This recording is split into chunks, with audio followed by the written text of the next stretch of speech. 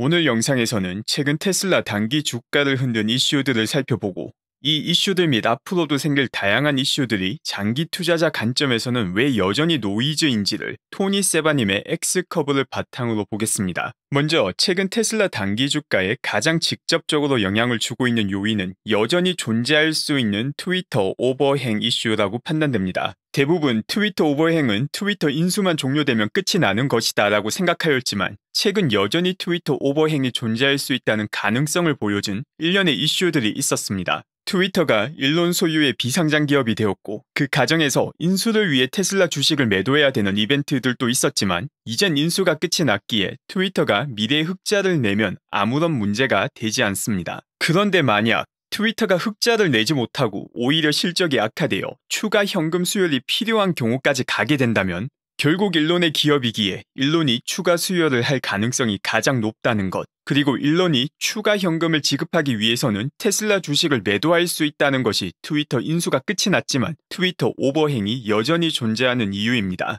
11월 4일 일론은 트위터를 통해 트위터의 광고 매출이 크게 하락하였음을 밝힙니다. 매출 하락의 원인으로 활동주의자들이 트위터 광고주들에게 더 이상 트위터에 광고를 올리지 말라고 압박하여 생긴 일이라는 추가 설명을 남깁니다. 일론이 트위터를 인수한 뒤에도 인수 이전과 똑같은 컨텐츠 심의를 하고 있지만 무분별한 혐오 조장을 방치하였다는 것이 활동주의자들의 트위터 공격의 표면적 이유였습니다. 이와 더불어 일론의 트위터 인원 감축, 정치적 발언, 심지어 $8 구독 서비스까지 문제 삼으며 마치 엄청난 문제가 터진 것처럼 보이게 만들려는 세력들, 혹은 본인도 모르는 사이 이 세력들의 장기말 역할을 하는 사람들이 존재합니다. 이런 다양한 갈등은 표면적으로는 일론이 부추긴 것 같지만 조금 뒤 살펴볼 토니 세바님의 X커브를 이해한다면 표면적인 이유는 달라졌을지언정 결국 일어날 수밖에 없었던 일이라는 것도 알 수 있습니다. 하지만 일단은 이 표면적인 이유부터 살펴보겠습니다. 일론이 오늘 올린 중도 성향의 유권자들에게 보낸 트윗입니다. 권력이 분산될 때 각 당의 최악의 실수를 억제하기에 이번 투표에서 야당인 공화당에 투표하는 것을 추천드립니다. 라는 상당히 직접적인 정치적 메시지가 담긴 글을 남겼습니다. 이 트윗을 올리고 조금 뒤 추가로 남긴 글입니다. 투명하게 말씀드리면 지금까지 특정 정당을 지지하지 않았으며 실제 투표는 올해까지 모두 민주당을 찍었습니다. 이 추가 설명을 통해 일론은 본인이 특정 정당을 그 정당이라는 이유만으로 무조건적으로 지지하는 것이 아니며 지금 상황에서 지금의 민주당을 지지하지 않는다는 것을 더욱 분명히 밝힌 것입니다. 많은 분들은 왜 굳이 정치적 발언을 해서 추가 노이즈를 본인이 직접 만들고 정치적인 논란을 일으키냐는 비판을 분명 하실 겁니다. 일론도 당연히 이 발언이 많은 논쟁을 일으킬 것이라는 것을 알고 있었을 것이며 표면적으로 다른 이유를 들고 나오지만 일론을 압박하기 위한 행동주의자를 비롯한 더 많은 세력들이 이 발언을 통해 생겨날 수 있음도 알고 있었을 것입니다. 그럼에도 불구하고 일론이 이런 발언을 한 이유는 새로운 산업을 만들어 나가며 X커브를 만드는 일론의 큰 그림에서 보면 결국 여당 야당을 떠나 기존의 정치권과 갈등을 피할 방법이 없음을 깨달았으며 과거처럼 대응한다면 지금처럼 일론과 그의 기업이 받고 있는 수없이 많은 부당한 대우는 전혀 언론의 조명을 받지 못하며 일론을 향한 부당한 공격이 점점 더 거세지리란 확신이 들었기 때문이라고 생각합니다. 그 밖에 원래는 $15,000를 주고 어둠의 경로로 구매하거나 혹은 트위터의 기준에 합당하다 판단되어 받게 되는 인증마크를 월 $8 구독을 통해 얻을 수 있게 바꾼다는 결정을 바탕으로 다양한 잡음들이 나오고 있기도 합니다. 커피 한 잔 혹은 간식은 $8 주고 잘도 먹지만 온라인상 여론 조작을 일삼는 봇들을 처단하는 가장 확실한 방법이자 기업이 임의로 선택한 자격이 아닌 모두에게 주어지는 자격이며 선택사항인 유료 구독 서비스에 빽대는 사람들은 사실 언급하는 시간도 관심도 아깝다고 생각되니 생략하도록 하겠습니다. 앞서 토니 세바님의 X커브를 여러 번 언급하였는데 조금 더 구체적으로 이게 무엇인지 핵심만 살펴보겠습니다. 테슬라 혹은 파괴적 혁신을 일으키는 기업들에 대해 이야기할 때 S커브를 많이 이야기하곤 합니다. 처음에는 정말 미미해 보이고 크게 성장하는 것 같아 보이지 않지만 몇 년만 지나도 기존 산업을 바꿔놓는 것이 바로 이 S커브이며 지금 테슬라 전기차 판매 및 전기차 시장 전체가 보여주고 있는 커브이기도 합니다.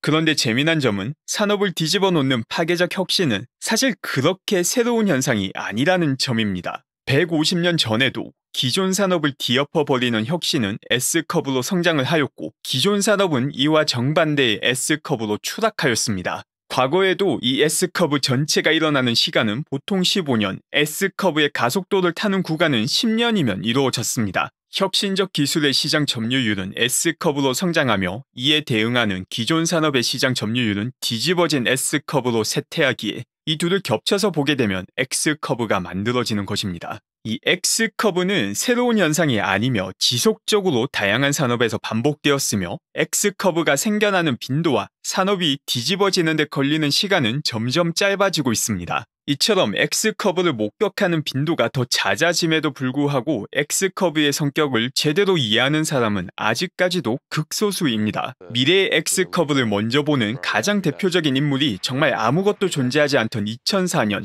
전기차의 파괴적 혁신 가능성을 보고 테슬라 및 다양한 기업의 혁신의 가능성을 현실로 바꾼 일론 머스크이며 2014년 전기차 시장 및 에너지 시장의 미래를 정확히 예측한 토니 세바님입니다. 토니 세바님은 X커브의 패턴과 성격을 잘 정립하시고 2010년대 중반, 2020년대 초반의 전기차, 배터리 가격 및 다양한 예측을 거의 정확하게 하신 분이지만 당시 토니 세바님의 분석은 조롱의 대상이 되기 일쑤였습니다. 심지어 지금도 정말 다양한 자료를 바탕으로 전기차 시장의 S커브 성장이 증명되고 있음에도 전기차의 S커브가 진짜인지 가짜인지 토론하는 사람이 많다는 것을 생각하면 2014년 혹은 2004년의 아주 먼 미래인 2020년 혹은 2030년의 미래를 먼저 본 사람들이 대중성을 얻기는 당연히 힘들었을 것입니다. 이처럼 일찍이 파괴적 혁신의 성격을 분석하고 다양한 산업의 미래를 예측하신 토니 세바님의 분석 중 지금 일론과 테슬라와 가장 밀접한 관련이 있는 내용만 정리해 보겠습니다.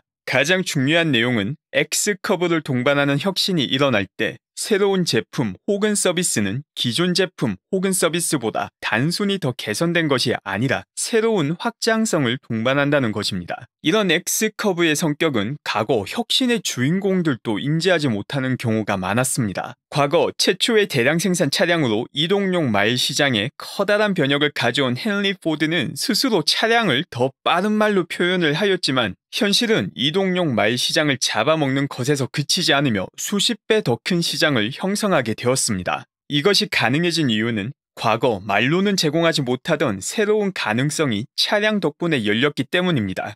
이걸 비유해서 표현한다면 나비는 날개에 달린 애벌레가 아닌 것입니다. 단순히 말해서 차로 운송수단을 바꾼 것이 아니라 차량, 석유, 전기는 20세기를 건설하는 핵심 요인으로 작용했으며 새로운 도시가 생겨나는 데 기여하며 이 도시는 차를 중심으로 만들어졌습니다. 그리고 당연히 정치 역학도 석유를 포함한 도시 변혁을 가져온 요인 중심으로 새롭게 개편됩니다. 이게 일론이 끊임없이 미디어의 공격을 당하는 이유와 다양한 가십거리가 되는 이유의 본질입니다. 과거의 정치 권력과 일론이 공존할 수 없는 이유입니다. 한 명의 사람이 하나의 X커브를 만드는 데 기여하는 것만으로도 엄청난 일인데 일론은 여러 개의 X커브를 동시다발적으로 발생시켰습니다. 사실 전기차는 테슬라 투자자로서는 중요한 내용이지만 일론이 만든 전체 X커브로 봤을 때는 작은 일부일 뿐입니다. 미국 정치에 크게 얽혀있는